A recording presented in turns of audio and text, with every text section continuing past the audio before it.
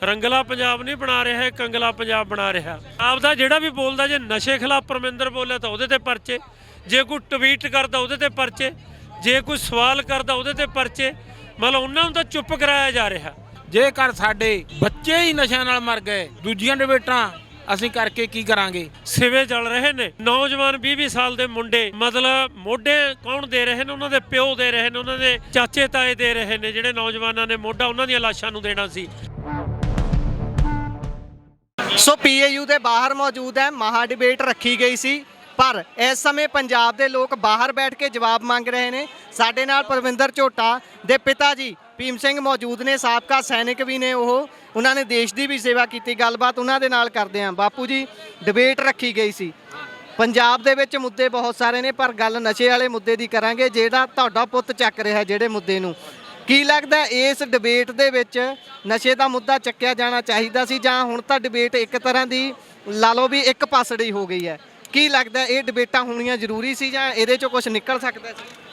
ਦੇਖੋ ਜੀ, ਹੋਰ ਸਾਰੇ ਮੁੱਦਿਆਂ ਤੋਂ, ਪਾਣੀਆਂ ਦੇ ਮੁੱਦੇ ਤੋਂ ਪਹਿਲਾਂ ਡਿਬੇਟ ਪੰਜਾਬ ਦੇ ਵਿੱਚ ਨਸ਼ਿਆਂ ਦੇ ਮੁੱਦੇ ਤੇ ਪਹਿਲੇ ਨੰਬਰ ਤੇ ਚੱਕੀ ਜਾਣੀ ਚਾਹੀਦੀ ਆ। ਕਿਉਂ? ਜੇਕਰ ਸਾਡੇ ਬੱਚੇ ਹੀ ਨਸ਼ਿਆਂ ਨਾਲ ਮਰ ਗਏ, ਦੂਜੀਆਂ ਡਿਬੇਟਾਂ ਅਸੀਂ ਕਰਕੇ ਕੀ ਕਰਾਂਗੇ? ਪਹਿਲਾਂ ਨਸਲਾਂ, ਫਿਰ ਫਸਲਾਂ ਤੇ ਪਾਣੀ। ਹੋਰ ਇਹ ਵੀ ਸਾਡੇ ਨੇ, ਸਾਡੇ ਹੱਕ ਨੇ, ਉਹਨਾਂ ਲਈ ਵੀ ਅਸੀਂ ਲੜਾਂਗੇ। ਪਰ ਨਸ਼ਾ ਸਾਡੇ ਪੰਜਾਬ ਨੂੰ ਇੰਨਾ ਖਾ ਗਿਆ, ਕੁਛ ਜਹਾਜ਼ ਚੜ੍ਹ ਕੇ ਬਾਹਰਲੇ ਮੁਲਕਾਂ ਨੂੰ ਚਲੇ ਗਏ। ਇੱਥੇ ਜੋ ਬੱਚੇ ਨੇ, ਲੜਕੇ ਹੀ ਨਹੀਂ, ਸਕੂਲਾਂ ਕਾਲਜਾਂ ਦੀਆਂ ਲੜਕੀਆਂ ਵੀ ਨਸ਼ੇੜੀ ਹੋ ਗਈਆਂ ਨੇ। ਇਹ ਇਸ ਰੰਗਲੇ ਪੰਜਾਬ ਦੀ ਆਮ ਆਦਮੀ ਪਾਰਟੀ ਦੀ ਸਰਕਾਰ ਦਾ ਇੱਕ ਬਹੁਤ ਵੱਡੀ ਪ੍ਰਾਪਤੀ ਹੈ, ਜੋ ਕਿ ਪਿਛਲੀਆਂ ਸਰਕਾਰਾਂ ਨੇ ਵੀ ਨਸ਼ੇ ਦਾ ਕੰਮ ਤਾਂ ਕੀਤਾ, ਪਰ ਇਹਨੇ 10 ਗੁਣਾ ਉਹਨੂੰ ਵਧਾ ਦਿੱਤਾ। ਇੱਕ ਹੋਰ ਬਾਪੂ ਜੀ ਗੱਲ, ਜਿੱਦਾਂ ਗੱਲ ਕਰਦੇ ਆ ਵੀ ਨਸ਼ਾ ਤਾਂ ਫੈਲ ਗਿਆ, ਪਰ ਜਦੋਂ ਨਸ਼ੇ ਤੇ ਠੱਲ ਪਾਉਣ ਦੀ ਗੱਲ ਆਉਂਦੀ ਹੈ, ਉਹ ਵੀ ਆਪਾਂ ਦੇਖਿਆ ਜਦੋਂ ਕੋਈ ਰੋਕਣ ਦੀ ਕੋਸ਼ਿਸ਼ ਕਰਦਾ ਉਹਦੇ ਤੇ ਕਿਹੋ ਜਿਹੀਆਂ ਕਾਰਵਾਈਆਂ ਹੁੰਦੀਆਂ ਨੇ? ਜੋ ਰੋਕਣ ਦੀ ਕੋਸ਼ਿਸ਼ ਕਰਦਾ ਉਹ ਤੇ ਝੂਠੇ ਪਰਚੇ ਪਾ ਕੇ ਉਹਨੂੰ ਜੇਲ੍ਹਾਂ 'ਚ ਸੁੱਟਿਆ ਜਾਂਦਾ ਹੈ। ਉਹਦੇ ਘਰ ਤੇ ਵੀ ਇਹੋ ਜਿਹੇ ਹਮਲੇ ਕੀਤੇ ਜਾਂਦੇ ਨੇ ਜੋ ਗੁਲਾਮੀ ਵਾਲੀਆਂ ਸਰਕਾਰਾਂ ਕਰਦੀਆਂ ਸੀ। ਕੰਧਾਂ ਕੋਠੇ ਟੱਪ ਕੇ ਪੁਲਿਸ ਜ਼ਿਆਦਾ ਤੋਂ ਜ਼ਿਆਦਾ ਦੂਜੇ ਘਰਾਂ ਉੱਤੋਂ ਦੀ ਆ ਕੇ ਉਹਨਾਂ ਨੂੰ ਘੜੀਸ ਕੇ ਉਹਨਾਂ ਦੇ ਧਰਮ ਦੀ ਵੀ ਬੇਇੱਜ਼ਤੀ, ਕਕਾਰਾਂ ਦੀ ਬੇਇੱਜ਼ਤੀ ਕੀਤੀ ਜਾਂਦੀ ਹੈ। ਪਰ ਜੋ ਨਸ਼ਾ ਵੇਚਦੇ ਨੇ ਵੱਡੇ ਸਮਗਲਰ ਨੇ, ਉਹਨਾਂ ਦੀ, ਇਹਨਾਂ ਦੇ, ਜਿਵੇਂ ਸਾਡੇ ਮਾਨਸਾ ਦਾ ਡਾਕਟਰ ਨਾਨਕ ਸਿੰਘ SSB ਵੀ ਪੁਸਤ ਪਨਾਹੀ ਕਰਦਾ ਹੈ। ਜਦੋਂ ਜਾਂਦੀ ਹੱਦ ਨੂੰ ਉਹਨਾਂ 'ਤੇ ਪਰਚਾ ਪਾਉਂਦਾ ਨਹੀਂ, ਉਹਨਾਂ ਨੂੰ ਬਚਾਉਣ ਦੀ ਕੋਸ਼ਿਸ਼ ਕਰਦਾ ਹੈ। ਕਿਉਂ? ਇਸ ਨਸ਼ੇ ਦੇ ਵਿੱਚੋਂ ਇਹਨਾਂ ਪੰਜਾਬ ਸਰਕਾਰ, ਪੰਜਾਬ ਦੀ ਪੁਲਿਸ ਨੂੰ ਬਹੁਤ ਜ਼ਿਆਦਾ ਪੈਸਾ ਆਉਂਦਾ ਹੈ। ਇਹ ਜੋ ਰਿਸ਼ਵਤਖੋਰੀ ਹੈ, ਰਿਸ਼ਵਤਖੋਰੀ ਦੇ ਵਿੱਚ ਵੀ ਵਾਧਾ ਹੋਇਆ ਹੈ, ਉਹਦਾ ਕਾਰਨ ਵੀ ਨਸ਼ੇ ਹੀ ਨੇ। ਕਿਉਂ? ਜੋ ਨਸ਼ਾ ਵੇਚਣ ਵਾਲਾ ਹੈ ਉਹ ਇੱਕ ਗਰੀਬ ਵਿਅਕਤੀ ਹੁੰਦਾ ਹੈ, ਉਹ ਤੋਂ ਬਾਅਦ ਉਹ ਕੋਲ ਮਹਿੰਗੀ ਕਾਰ ਤੇ ਉਹਦੀ 3-4 ਮੰਜ਼ਲੀ ਕੋਠੀ ਕਿਵੇਂ ਬਣ ਜਾਂਦੀ ਹੈ? ਉਹ ਤੋਂ ਬਾਅਦ ਫਿਰ ਜਿਹੜੇ ਉਹ SHO, ਡਿਪਟੀ SSP ਨਾਲ ਮਿਲ ਕੇ ਵੇਚਦਾ, ਉਹਨਾਂ ਕੋਲੇ ਵੀ ਪੈਸਾ ਵਾਧੂ ਹੋ ਜਾਂਦਾ ਹੈ। ਮਤਲਬ ਇੱਕ ਥੋੜ੍ਹਾ ਜਿਹਾ ਇਹ ਚੱਟਾ ਜੋ ਹੀਰੋਇਨ ਹੈ, ਇਹ ਮਾਮੂਲੀ ਜੀ, ਉਹ ਵੀ 3000 ਤੋਂ ਘੱਟ ਨਹੀਂ, ਜੋ ਕਿ ਇੱਕ ਨਸ਼ੇੜੀ ਦੀ ਇੱਕ ਦਿਨ ਦੀ ਡੋਜ਼ ਹੈ। ਇੱਕ ਇਹ ਵਾਲਾ ਮੁੱਦਾ ਬਾਪੂ ਜੀ ਫਿਰ ਕਿਤੇ ਨਾ ਕਿਤੇ ਲਾਅ ਐਂਡ ਆਰਡਰ ਨੂੰ ਵੀ ਢਾਹ ਲਾਉਂਦਾ ਹੈ। ਮੈਂ ਬਾਈ ਜੀ ਤੁਹਾਨੂੰ ਵੀ ਨਾਲ ਹੀ ਰਲਾਉਣਾ ਇਸ ਸਵਾਲ ਦੇ ਵਿੱਚ। ਜਦੋਂ ਨਸ਼ੇ ਦੀ ਗੱਲ ਹੁੰਦੀ ਹੈ, ਨਸ਼ਾ ਕਈ ਅਲਾਮਤਾਂ ਨੂੰ ਲੈ ਕੇ ਆਉਂਦਾ, ਫਿਰ ਲਾਅ ਐਂਡ ਆਰਡਰ ਦੀ ਵੀ ਗੱਲ ਆਉਂਦੀ ਹੈ, ਕਿਉਂਕਿ ਜਿਹੜੇ ਬੰਦੇ ਦੀ ਨਸ਼ੇ ਦੀ ਤੋੜ ਹੋਊਗੀ ਉਹ ਕਿਤੇ ਨਾ ਕਿਤੇ ਉਹ ਪੈਸੇ ਅਰੇਂਜ ਕਰੂਗਾ। ਪੈਸੇ ਅਰੇਂਜ ਕਰਨੇ ਨੇ, ਕਿਤੇ ਨਾ ਕਿਤੇ ਲੁੱਟ ਖੋਹ ਹੋਊ, ਡਾਕਾ ਵੱਜੂ ਕਿਸੇ ਵੀ ਤਰੀਕੇ ਨਾਲ। ਤੇ ਇਹ ਜਿਹੜੀ ਲਾਅ ਐਂਡ ਆਰਡਰ ਦੀ ਸਥਿਤੀ ਵੀ ਖਰਾਬ ਹੋ ਰਹੀ ਹੈ, ਇਹਨੂੰ ਨਸ਼ੇ ਨਾਲ ਕਿੰਨਾ ਕੁ ਜੋੜ ਕੇ ਆਪਾਂ ਦੇਖੀਏ ਵੀ ਕਿੰਨਾ ਕੁ ਨੁਕਸਾਨ ਨਸ਼ਾ ਹੀ ਕਰ ਰਿਹਾ ਲਾਅ ਐਂਡ ਆਰਡਰ? ਇਹਦਾ ਵੱਡਾ ਹਿੱਸਾ ਜਿਹੜਾ ਲੁੱਟਾਂ ਖੋਹਾਂ ਦਾ, ਜਿਹੜਾ ਨਸ਼ੇ 'ਚ ਨੌਜਵਾਨ ਪੈ ਜਾਂਦਾ ਮਜਬੂਰੀ ਬਸ ਜਾਂ ਆਲੇ ਦੁਆਲੇ ਦੇ ਮਾਹੌਲ ਮੁਤਾਬਕ। ਪਹਿਲਾਂ ਉਹ ਘਰੇ ਕੋਸ਼ਿਸ਼ ਕਰਦਾ, ਫਿਰ ਆਂਢੀ ਗੁਆਂਢੀ ਦੇ, ਫਿਰ ਉਹ ਲੁੱਟਾਂ ਖੋਹਾਂ ਤੱਕ ਵੀ ਜਾਂਦਾ। ਵੱਡਾ ਰੋਲ ਆ ਪੰਜਾਬ ਦੇ ਵਿੱਚ। ਜਿੱਥੇ ਜਿੱਥੇ ਮਤਲਬ ਪਿੰਡਾਂ ਦੇ ਵਿੱਚ ਪਹਿਰੇ ਲੱਗਣ ਲੱਗ ਗਏ, ਨਸ਼ਾ ਖਤਮ ਹੋ ਗਿਆ, ਉੱਥੇ ਲੁੱਟਾਂ ਖੋਹਾਂ 'ਤੇ ਵੀ ਮਤਲਬ ਰੋਕ ਲੱਗੀ ਹੈ। ਇਸ ਲਈ ਵੀ ਅੱਜ ਭਗਵੰਤ ਮਾਨ ਨੇ ਜਿਹੜੀ ਡਿਬੇਟ ਬੁਲਾਈ ਹੈ, ਜੇ ਡਿਬੇਟ ਕਰਨੀ ਸੀ ਤਾਂ ਲੋਕਾਂ ਨਾਲ ਕਰਦਾ। ਕਾਂਗਰਸ, ਅਕਾਲੀ ਦਲ, BJP ਪਾਰਟੀਆਂ ਲੋਕਾਂ ਨੇ ਰਿਜੈਕਟ ਕਰਤੀਆਂ, ਜਿਨ੍ਹਾਂ ਨੂੰ ਪਹਿਲਾਂ ਸੱਤਾ 'ਚ ਲਿਆਂਦਾ। ਆਉਣ ਵਾਲੇ ਦਿਨਾਂ 'ਚ ਭਗਵੰਤ ਮਾਨ ਨੂੰ ਵੀ ਰਿਜੈਕਟ ਕਰਨਗੇ, ਜਿਹੜੇ ਰਾਹ 'ਤੇ ਤੁਰਿਆ ਹੋਇਆ। ਰੰਗਲਾ ਪੰਜਾਬ ਨਹੀਂ ਬਣਾ ਰਿਹਾ ਹੈ, ਕੰਗਲਾ ਪੰਜਾਬ ਬਣਾ ਰਿਹਾ। ਉਹਨਾਂ ਨੇ 70 ਸਾਲਾਂ 'ਚ 3 ਲੱਖ ਕਰੋੜ ਚੜਾਇਆ, ਇਹਨੇ 1.25 ਸਾਲ ਦੇ ਵਿੱਚ 50,000 ਕਰੋੜ ਦਾ ਕਰਜ਼ਾ ਲੈ ਲਿਆ। ਅਸੀਂ ਪੁੱਛਣ ਆਏ ਆ ਵੀ ਉਹ 50,000 ਕਰੋੜ ਕਿੱਥੇ ਖਰਚਿਆ। ਜਿਹੜਾ ਕਹਿੰਦਾ ਸੀ ਨਾ ਵੀ ਮਤਲਬ ਇਸ਼ਤਿਹਾਰਾਂ ਦੀ ਕੀ ਲੋੜ ਆ, ਸਾਡਾ ਕੰਮ ਬੋਲੂ। ਹੁਣ ਕੰਮ ਦੱਸੋ ਕਿੱਥੇ ਬੋਲ ਰਿਹਾ? ਸੜਕਾਂ ਦੇ ਲੋਕ ਬੋਲ ਰਹੇ ਨੇ, ਕੰਮ ਨਹੀਂ ਕਿਤੇ। ਥਾਂ ਥਾਂ ਦੇ ਉੱਤੇ ਇਸ਼ਤਿਹਾਰ ਨੇ, ਕਰੋੜਾਂ ਰੁਪਇਆ ਪਾਣੀ ਮੰਗੋ ਇਸ਼ਤਿਹਾਰਾਂ ਤੇ ਵਿਆਹ ਰਿਹਾ। ਰਾਘਵ ਚੱਡੇ ਦੇ ਵਿਆਹ ਦੇ ਉੱਤੇ ਖਰਚ ਹੋ ਰਿਹਾ, ਗੁਜਰਾਤ ਦੀਆਂ ਚੋਣਾਂ ਦੇ ਉੱਤੇ, ਰਾਜਸਥਾਨ ਦੀਆਂ ਚੋਣਾਂ ਦੇ ਉੱਤੇ ਖਰਚ ਹੋ ਰਿਹਾ। ਆਹ ਡਿਬੇਟ ਦਾ ਖਰਚਾ ਵੀ ਪਊ। ਹਾਂ, ਆਹ ਡਿਬੇਟ ਦਾ ਖਰਚਾ ਵੀ ਪੈਣਾ। ਗੱਲ ਆ ਵੀ ਲੋਕਾਂ ਨੇ ਚੋਣ ਕੀਤੀ ਸੀ, ਹਰਾ ਪੈਨ ਦਿੱਤਾ ਸੀ ਵੀ 3 ਮਹੀਨਿਆਂ 'ਚ ਨਸ਼ਾ ਖਤਮ ਕਰੂਗਾ। ਨਸ਼ਾ 4 ਗੁਣਾ ਵੱਧ ਗਿਆ, ਰਿਸ਼ਵਤ ਖੋਰੀ ਵੱਧ ਗਈ, ਤੇ ਨਸ਼ੇ ਦੀ ਇਹ ਹਾਲਤ ਆ ਵੀ ਘਰਾਂ 'ਚ ਸਪਲਾਈ ਹੋਣ ਲੱਗ ਗਿਆ। ਜਿਹੜਾ ਅਸੀਂ ਅੱਜ ਪੁੱਛਣ ਆਏ ਆ ਡਿਬੇਟ ਦੇ ਵਿੱਚ, ਸਾਨੂੰ ਇਹ ਅੰਦਰ ਨਹੀਂ ਵੜਨ ਦੇ ਰਿਹਾ। ਖੁਦ ਪ੍ਰੈਸ ਨੂੰ ਨਹੀਂ ਅੰਦਰ ਜਾਣ ਦਿੱਤਾ ਜਾ ਰਿਹਾ। ਜਿਹੜਾ ਕਹਿੰਦਾ ਸੀ ਵੀ ਡਿਬੇਟ ਆ, ਹੁਣ ਤੁਸੀਂ ਤਾਂ ਕੋਈ ਉੱਥੇ ਹੰਗਾਮਾ ਨਹੀਂ ਕਰਨਾ। ਜੋ ਉੱਥੇ ਸਵਾਲ ਜਵਾਬ ਹੋਣੇ ਸੀ ਤੁਸੀਂ ਉਹ ਕਵਰ ਕਰਨਾ ਸੀ। ਸੋਨੂੰ ਨੇ ਅੰਦਰ ਗੋਦੀ ਮੀਡੀਆ ਅੰਦਰ ਬਹਾ ਛੱਡਿਆ, ਆਪਦੇ ਖਾਸ ਬੰਦੇ ਬਹਾ ਛੱਡੇ ਨੇ। ਇਹ ਕੋਈ ਡਿਬੇਟ ਨਹੀਂ। ਡਿਬੇਟ ਲੋਕ ਸੜਕਾਂ ਦੇ ਉੱਤੇ 1.5 ਸਾਲ ਦੇ ਸੜਕਾਂ ਦੇ ਉੱਤੇ ਉਤਰੇ ਹੋਏ ਨੇ। ਇੱਕ ਗੱਲ ਹੋਰ ਹੈ ਬਾਪੂ ਜੀ, ਇੱਥੇ ਐਡ ਕਰ ਦਈਏ ਕਿ ਜੇਕਰ ਸਿਆਸੀ ਆਗੂ ਨਹੀਂ ਆਏ, ਵਿਰੋਧੀ ਧਿਰਾਂ ਨਹੀਂ ਆਈਆਂ, ਤਾਂ ਪੰਜਾਬ ਦੇ ਲੋਕ ਤਾਂ ਆਏ ਸੀ। ਇਹ ਅੰਦਰ ਜਾਂਦੇ, ਇਹਨਾਂ ਨਾਲ ਗੱਲ ਕਰ ਲੈਂਦੇ ਮਾਨ ਸਾਹਿਬ। ਇਦਾਂ ਨਹੀਂ ਹੋ ਸਕਦਾ ਸੀ? ਨਹੀਂ, ਪੰਜਾਬ ਦੇ ਵਿੱਚ ਇਕੱਲਾ ਸਿਆਸੀ ਧਿਰਾਂ ਅਕਾਲੀ, ਕਾਂਗਰਸ, ਬੀਜੇਪੀ ਨਹੀਂ, ਕਮਿਊਨਿਸਟ ਧਿਰਾਂ ਵੀ ਨੇ ਜਿਹੜੀਆਂ ਲੰਬੇ ਸਮੇਂ ਤੋਂ ਲੋਕਾਂ ਲਈ ਲੜਦੀਆਂ ਨੇ। ਉਹਨਾਂ ਨੂੰ ਗਿਣਤੀ 'ਚ ਹੀ ਨਹੀਂ ਰੱਖਿਆ ਜਾਂਦਾ। ਅਸੀਂ ਕਮਿਊਨਿਸਟ ਪਾਰਟੀ ਵੱਲੋਂ ਦੀ ਨੁਮਾਇੰਦਗੀ ਕਰਦੇ ਹਾਂ, ਇਸ ਮੰਚ ਦੇ ਵਿੱਚ ਵੀ ਆ। ਤਾਂ ਅਸੀਂ ਮੰਗ ਕਰਦੇ ਹਾਂ ਵੀ ਸੱਦੋ, 32 ਪਾਰਟੀਆਂ ਨੇ, ਦੂਜੀਆਂ ਨੂੰ ਬੁਲਾਓ ਜਿਹੜੀਆਂ ਸੱਤਾ 'ਚ ਨਹੀਂ ਆਈਆਂ। ਉਹ ਸਵਾਲ ਜਵਾਬ ਵੀ ਦੇਣਗੇ ਵੀ ਪੰਜਾਬ ਕੀ ਲੀਹ ਦੇ ਉੱਤੇ ਤੋਰਿਆ ਜਾ ਸਕਦਾ, ਪਾਣੀ ਦਾ ਹੱਲ ਕੀ ਆ, ਰਾਜਸਥਾਨ ਨੂੰ ਕਿਉਂ ਦਿੱਤਾ ਜਾ ਰਿਹਾ ਪਾਣੀ। ਉਹ ਤਾਂ ਕੋਈ ਸਾਡਾ ਉਸ ਤਰ੍ਹਾਂ ਦਾ ਉਹਦਾ ਕੋਈ ਹੱਕ ਵੀ ਨਹੀਂ ਬਣਦਾ। ਤਾਂ ਜਿਹੜਾ ਲੱਖਾਂ ਰੁਪਈਆਂ ਦਾ ਪਾਣੀ ਲੀਟਰ ਜਾ ਰਿਹਾ ਪਾਣੀ। ਤੇ ਦੂਜੀ ਗੱਲ ਆ, ਮਜ਼ਦੂਰਾਂ ਨੇ ਵੋਟ ਪਾਈ ਆ। 8 ਘੰਟਿਆਂ ਦੀ ਬਜਾਏ ਅਸੀਂ ਮੰਗ ਕਰਦੇ ਹਾਂ ਵੀ 6 ਘੰਟੇ ਹੋਣੇ ਚਾਹੀਦੇ ਨੇ ਕੰਮ ਦੇ। ਉਹ ਵਾਈਟ ਕਲਰ ਲਈ ਵੀ, ਉਹ ਮਜ਼ਦੂਰਾਂ ਲਈ ਵੀ। ਇਹਨੇ 8 ਦੀ ਥਾਂ ਤੇ 12 ਘੰਟੇ ਕਰਤੇ। ਇਹ ਸਵਾਲ ਪੁੱਛਣੇ ਬਣਦੇ ਨੇ ਅੱਜ ਵੀ ਇਹ ਕਾਰਪੋਰੇਟ ਘਰਾਣਿਆਂ ਦਾ ਨੁਮਾਇੰਦਾ ਇਨਕਲਾਬ ਕਾਰਪੋਰੇਟ ਘਰਾਣਿਆਂ ਲਈ ਲਿਆਂਦਾ ਸੀ ਜਾਂ ਮਜ਼ਦੂਰਾਂ ਕਿਸਾਨਾਂ ਨੇ ਇਨਕਲਾਬ ਲਿਆਉਣ ਲਈ ਲਿਆਂਦਾ ਸੀ, ਆਪਦੇ ਹੱਕ 'ਚ ਕੋਈ ਗੱਲ ਕਰੂਗਾ। ਇਸ ਲਈ ਇਹ ਸਵਾਲ ਨੇ ਅੱਜ ਪੰਜਾਬ ਦੇ ਲੋਕਾਂ ਸਾਹਮਣੇ। ਰਿਸ਼ਵਤ ਖੋਰੀ ਤੋਂ ਲੋਕ ਤੰਗ ਨੇ। ਪਿੰਡਾਂ ਦੇ ਵਿੱਚ, ਸ਼ਹਿਰਾਂ ਦੇ ਵਿੱਚ ਅਮਨ ਕਾਨੂੰਨ ਦੀ ਹਾਲਤ ਮਾੜੀ ਹੈ। ਲੁੱਟਾਂ ਖੋਹਾਂ ਨੇ, ਨੌਕਰੀ ਨਹੀਂ ਕੋਈ ਮਿਲ ਰਹੀ। ਸਾਡੇ ਮਾਨਸਾ ਦਾ ਇੰਦਰਜੀਤ ਡੇਲੂਆਣਾ 6 ਮਹੀਨੇ ਹੋ ਗਏ ਟੈਂਕੀ ਤੇ ਚੜੇ ਨੂੰ, ਜਿਹੜਾ ਕਹਿੰਦਾ ਸੀ ਮੈਂ ਧਰਨਾ ਨਹੀਂ ਲੱਗਣ ਦੇਣਾ। ਉਹ ਸੰਗਰੂਰ ਦੇ ਵਿੱਚ 6 ਮਹੀਨਿਆਂ ਦਾ ਟੈਂਕੀ ਤੇ ਚੜਿਆ ਹੋਇਆ। ਨੌਜਵਾਨ ਪ੍ਰੋਫੈਸਰ ਕੁੜੀ ਨਹਿਰ 'ਚ ਛਾਲ ਮਾਰ ਕੇ ਖੁਦਕੁਸ਼ੀ ਕਰ ਰਹੀ ਹੈ। ਤੇ ਕਿਸਾਨਾਂ ਦੇ ਉੱਤੇ ਲਾਠੀ ਚਾਰਜ ਹੋਇਆ, ਮੁਲਾਜ਼ਮਾਂ ਤੇ ਲਾਠੀ ਚਾਰਜ ਹੋਇਆ।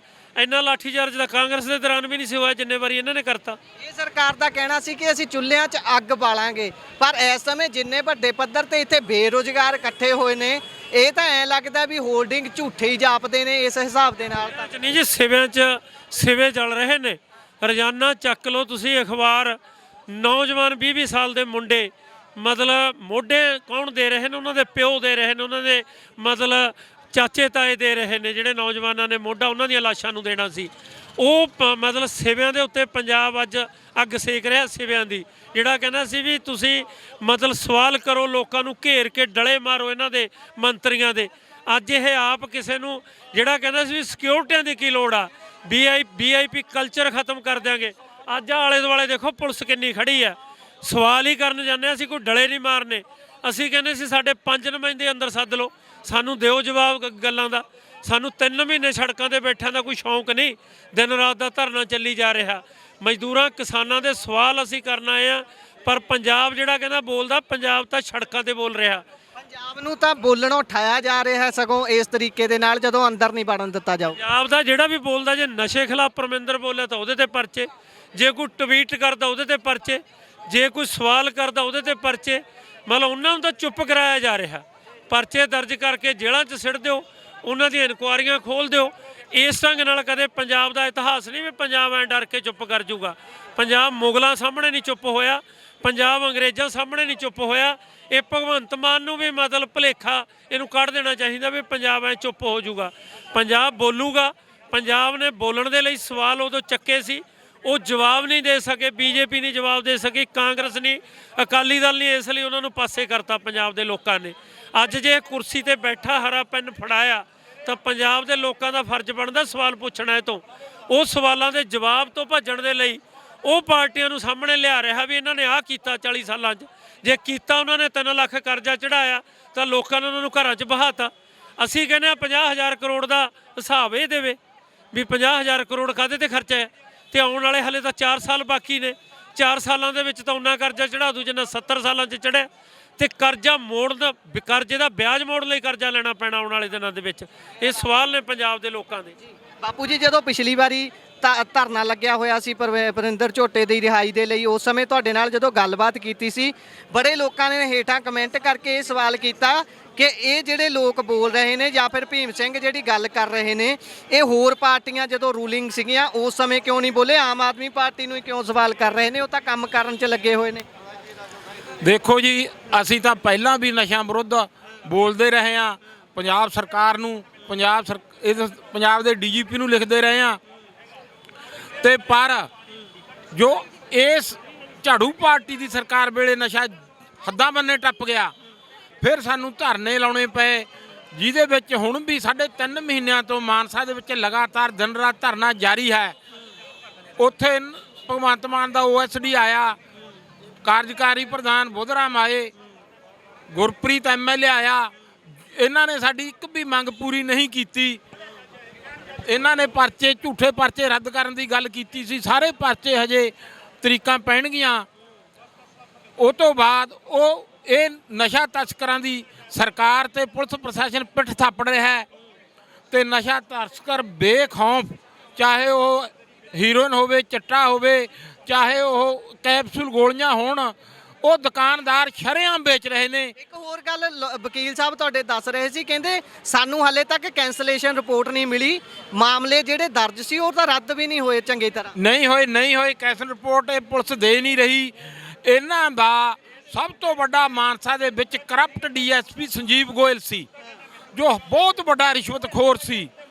ਉਹਨੂੰ ਵੀ ਇਹਨਾਂ ਨੇ ਬਦਲ ਕੇ ਕਿਤੇ ਹੋਰ ਲਾ ਦਿੱਤਾ, ਬਦਲੀ ਕੋਈ ਸਜ਼ਾ ਨਹੀਂ ਹੁੰਦੀ। ਉਸ ਕਰਪਟ DSP ਨੇ ਮਾਨਸਾ ਦੇ ਵਿੱਚ ਬਹੁਤ ਨੌਜਵਾਨਾਂ ਦਾ ਘਾਣ ਨੁਕਸਾਨ ਕੀਤਾ। ਉਹਨੇ ਕਰੋੜਾਂ ਰੁਪਇਆ ਆਪਣੇ ਬੇਨਾਮੀ ਜਾਇਦਾਦ ਰਿਸ਼ਤੇਦਾਰਾਂ ਨੂੰ ਕਰਾਈ, ਉਹ 'ਤੇ ਕੋਈ ਉਹਦਾ ਕੁਰਕ ਨਹੀਂ ਹੋਈ, ਜ਼ਬਤ ਨਹੀਂ ਹੋਈ, ਉਹ 'ਤੇ ਕੋਈ ਕਾਰਵਾਈ ਨਹੀਂ ਹੋਈ। ਨਾ ਉਹ 2 ਥਾਣੇਦਾਰਾਂ ਕੌਰ ਸਿੰਘ ਤੇ ਗੁਰਤੇਜ ਸਿੰਘ ਤੇ ਕੋਈ ਕਾਰਵਾਈ ਹੋਈ ਆ, ਨਾ ASI ਅਵਤਾਰ ਸਿੰਘ ਝੂਠਾ, ਉਹ 'ਤੇ ਕੋਈ ਕਾਰਵਾਈ ਹੋਈ ਹੈ। ਸਗੋਂ ਬਹੁਤ ਉਦੋਂ ਬਾਅਦ 4-5 ਮੁੰਡੇ ਜਿਹਦੀਆਂ ਬਾਹਾਂ ਤੇ ਲੱਤਾਂ 'ਚ ਹੀ ਸਰਿੰਜਾਂ ਮਿਲੀਆਂ ਨੇ, ਉਹ ਮਰ ਚੁੱਕੇ ਨੇ। ਫਿਰ ਵੀ ਕੁਛ ਨਸ਼ੇੜੀ ਜਦੋਂ ਉਹ ਮਰ ਗਏ, ਉਹਨਾਂ 'ਤੇ ਫਿਰ ਪਰਚਾ ਦਰਜ ਹੋਇਆ। ਇੱਕ ਨਸ਼ੇੜੀਆਂ ਨੇ ਤਾਂ ਹੋਰ ਵੀ ਵਾਰਦਾਤ, ਆਪਦੀ ਭੂਆ ਦੀਆਂ ਲੱਤਾਂ ਤੋੜਤੀਆਂ, ਆਪਦੇ ਫੁੱਫੜ ਦੀਆਂ ਲੱਤਾਂ ਤੋੜਤੀਆਂ। ਉਹ ਭੰਗੌੜੇ ਰਹੇ, ਉਹ ਨਸ਼ਾ ਵੇਚਦੇ ਸੀ, ਉਹਨਾਂ 'ਤੇ ਪਰਚਾ ਸੀ ਉਹਦੇ ਮਰਡਰ ਕੇਸ ਦਾ, ਉਹ ਪੁਲਿਸ ਮਿਲੀ ਹੋਈ ਸੀ, ਉਹਨਾਂ ਨੇ ਹੋਰ ਹਮਲਾ ਕੀਤਾ, ਫਿਰ ਪੁਲਿਸ ਨੂੰ ਉਹ ਫੜਨੇ ਪਏ। ਮੀਟਿੰਗ ਸੱਦੀ ਹੈ ਕੱਲ ਦੀ, ਜਿਹੜੀ ਸਾਡੀ ਸੰਘਰਸ਼ ਕਮੇਟੀ ਉੱਥੇ ਲਗਾਤਾਰ ਧਰਨੇ ਤੇ ਬੈਠੀ ਹੈ, ਉਹ ਮੀਟਿੰਗ ਸੱਦੀ ਹੈ। ਜਿਹੜੇ ਮਤਲਬ ਗੱਲ ਕਰਕੇ ਜਿਹੜੀਆਂ ਗੱਲਾਂ ਤੋਂ ਭੱਜ ਰਹੇ ਨੇ, ਉਹਨਾਂ ਦਾ ਜਵਾਬ ਅਸੀਂ ਅੰਦੋਲਨ ਨੂੰ ਹੋਰ ਤਿੱਖਾ ਕਰਕੇ ਲਵਾਂਗੇ। ਜੇ ਗੁਰਪ੍ਰੀਤ ਬਣਾ ਵਾਲੀ OSD ਇੱਥੋਂ ਦਾ ਭਗਵੰਤ ਮਾਨ ਦਾ, ਜੇ ਆਮ ਆਦਮੀ ਪਾਰਟੀ ਦਾ ਪ੍ਰਧਾਨ ਪ੍ਰਿੰਸੀਪਲ ਬੁੱਧਰਾਮ ਗੱਲ ਕਰਕੇ ਕੈਂਸਲੇਸ਼ਨ ਨਹੀਂ ਕਰ ਰਿਹਾ, DSP ਤੇ ਕੋਈ ਕਾਰਵਾਈ ਨਹੀਂ ਹੋ ਰਹੀ, ਮਾਨਸਾ ਮੈਡੀਕੋਜ ਤੇ ਕਾਰਵਾਈ ਨਹੀਂ ਹੋ ਰਹੀ, ਉਹਨਾਂ ਦੀਆਂ ਜ਼ਮੀਨਾਂ ਜਾਇਦਾਦਾਂ ਦੀ ਜਾਂਚ ਨਹੀਂ ਹੋ ਰਹੀ, ਤਾਂ ਅਸੀਂ ਕੋਈ ਅੰਦੋਲਨ ਖਤਮ ਨਹੀਂ ਕੀਤਾ। ਦੁਬਾਰੇ ਉਦੋਂ ਤਕੜੇ ਹੋ ਕੇ ਘੇਰਾਂਗੇ ਇਹਨਾਂ ਨੂੰ, ਤੇ ਸਵਾਲਾਂ ਦੇ ਜਵਾਬ ਲਵਾਂਗੇ। ਜਿਹੜੇ ਝੂਠੇ ਪਰਚੇ ਕੀਤੇ ਨੇ ਉਹ ਰੱਦ ਕਰਾਵਾਂਗੇ। ਇਹਨੂੰ ਭੁਲੇਖਾ ਵੀ ਲੋਕ ਪਤਾ ਨਹੀਂ ਚੁੱਪ ਕਰ ਜਾਣਗੇ। ਚੁੱਪ ਪੰਜਾਬ ਦਾ ਵਿਰਸਾ ਰਿਹਾ ਲੜਾਕੂ, ਤੇ ਹਮੇਸ਼ਾ ਜੇ ਮੋਦੀ ਕਹਿੰਦਾ ਸੀ 56 ਇੰਚ ਦਾ ਸੀਨਾ ਮੇਰਾ, ਅੱਧੀ ਰਾਤ ਨੂੰ ਜਿਹੜਾ ਮੈਂ ਕਾਨੂੰਨ ਪਾਸ ਕਰਤਾ ਤੇ ਕੋਈ ਬੋਲਦਾ ਨਹੀਂ, ਤਾਂ 56 ਇੰਚ ਦੇ ਸੀਨੇ ਵਾਲਿਆਂ ਨੂੰ ਜਵਾਬ ਵੀ ਪੰਜਾਬ ਦੇ ਲੋਕਾਂ ਨੇ ਦਿੱਤਾ, ਤੇ ਉਹਨੂੰ ਆ ਕੇ ਹਾਂ ਕਾਨੂੰਨ ਵਾਪਸ ਲੈਣੇ ਪਏ ਨੇ। ਉਹਦੀ ਧੌਣ ਚੋਂ ਕਿੱਲਾ ਕੱਢਿਆ ਪੰਜਾਬ ਦੇ ਲੋਕਾਂ ਨੇ। ਇਹ ਧੌਣ ਚੋਂ ਕਿੱਲਾ ਜਿਹੜਾ ਹੁਣ ਭਗਵੰਤ ਮਾਨ ਦੇ ਆ ਗਿਆ, ਇੱਕ ਨਸ਼ਾ ਇਹਨੂੰ ਐ ਚੜ ਗਿਆ ਸਤਾ ਦਾ, ਉਹ ਨਸ਼ਾ ਵੀ ਛੇਤੀ ਤਾਰ ਦੇਣਗੇ ਲੋਕ, ਤੇ ਇਹਨਾਂ ਨੂੰ ਪਿੰਡਾਂ 'ਚੋਂ ਵੜਨਾ ਮੁਸ਼ਕਲ ਕਰ ਦੇਣਗੇ ਜਿਸ ਢੰਗ ਨਾਲ ਇਹ ਚੱਲ ਰਹੀ ਹੈ ਸਰਕਾਰ।